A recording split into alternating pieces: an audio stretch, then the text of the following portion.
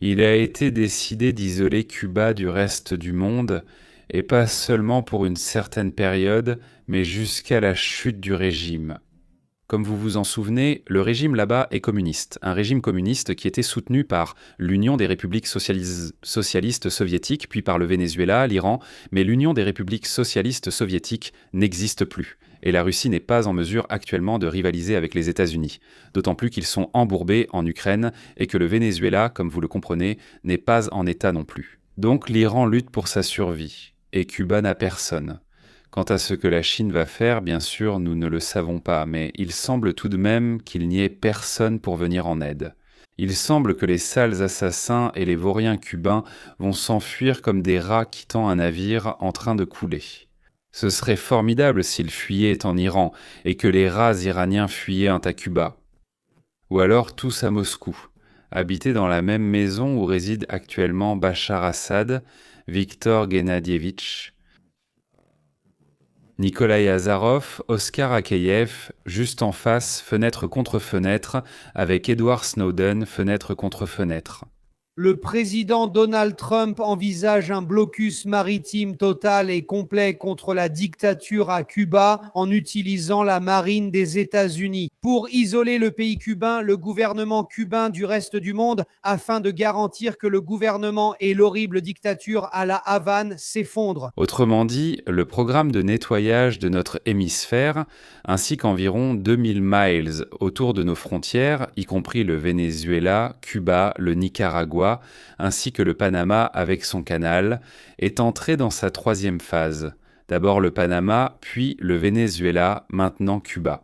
Eh bien, excusez-moi, j'ai oublié une autre phase, elle s'appelle le Groenland.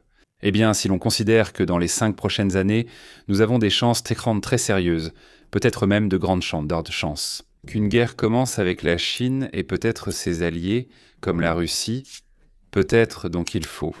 Et nettoyer toutes les approches, pour qu'ils ne puissent pas s'approcher de près et se renforcer à tel point que personne ne commence, disons, à sérieusement réfléchir à la question. Comment pourrions-nous faire la guerre à l'Amérique ? Donald Trump aborde sérieusement, disons, l'idée, la doctrine de Ronald Reagan. La paix ne peut exister que si nous sommes si forts que personne n'osera même penser à nous attaquer. Voilà, la paix par la force, c'est ainsi que Ronald Reagan l'a appelée. Et la doctrine Monroe d'un TBD dit c'est un tampon de régimes amis autour des États-Unis qui ne permettent pas à l'ennemi de s'approcher de nos côtes. Aujourd'hui, tout cela représente une combinaison de ce que proposait Ronnie et de ce que proposait Monroe. Aujourd'hui, on parle de la doctrine Monroe, peut-être nommée ainsi par Donald lui-même, qui sait ? La doctrine Monroe de Ronald Reagan indique que le président et son équipe travaillent en coulisses pour renverser le régime communiste de Cuba d'ici la fin de l'année. Des sources rapportent que l'administration recherche activement des initiés du gouvernement cubain prêts à conclure un accord. La Maison-Blanche juge que l'économie cubaine est proche de l'effondrement avec pénuries alimentaires, manque de carburant, coupure d'électricité et un gouvernement très fragile.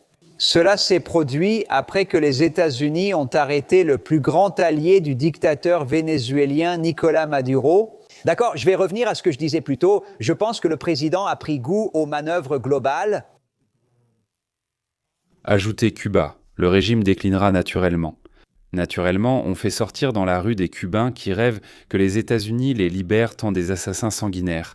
Et bien sûr, on leur donne des pancartes et on les force à crier « Mort à l'Amérique, mort à Trump, mort à Rubio » et à d'autres encore. Eh bien, comme ils crient en Iran, eux aussi crient, simplement dans leur propre langue.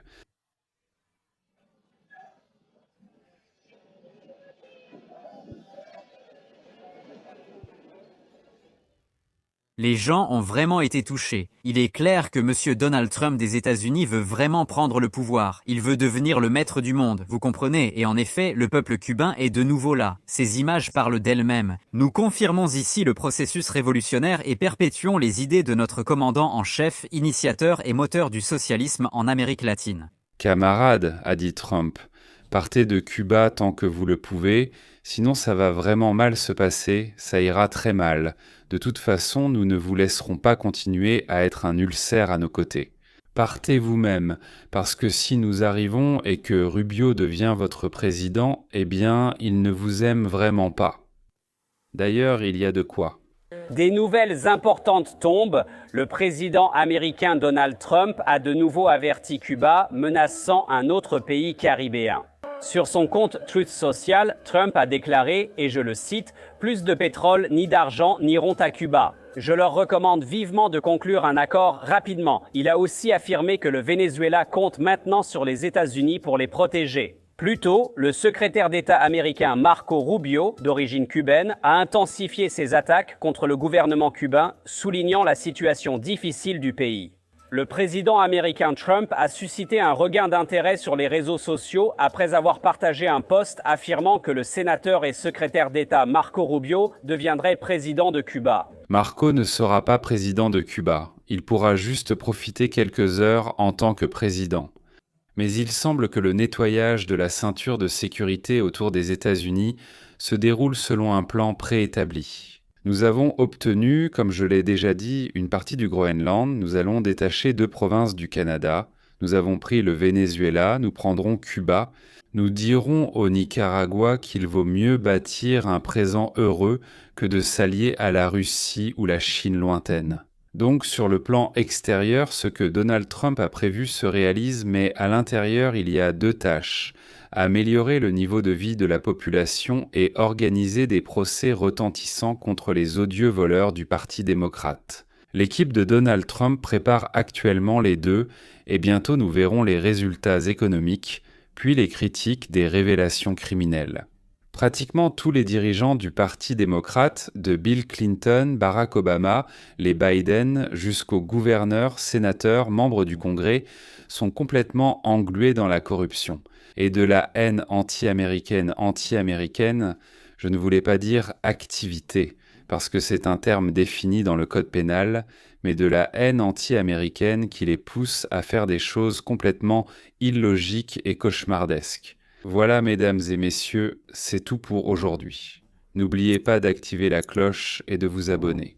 Et surtout, ce dont nous parlons, pratiquement personne n'en parle sur Internet. Les russophones, du moins ceux qui comprennent l'anglais, bien sûr peuvent tout voir s'ils cherchent bien, mais sur l'Internet russophone, cela n'existe pratiquement pas.